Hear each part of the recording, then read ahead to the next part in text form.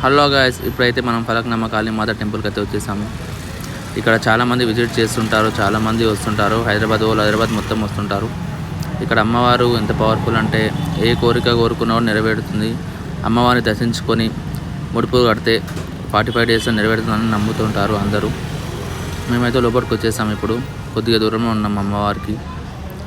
చూస్తున్నారు కదా అమ్మవారు ఎలా కనిపిస్తుంది. ఇక్కడ నుంచి కొద్దిగా దూరంలో ఉన్నాం మనం ఇప్పుడు.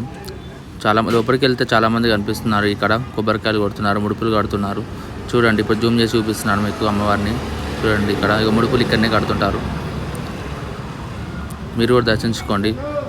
దగ్గర నుంచి చూపిస్తున్నాను చూడండి. ఇప్పుడు నేనైతే కొబ్బరికాయ కొట్టడానికి వెళ్తున్నాను. ఇప్పుడు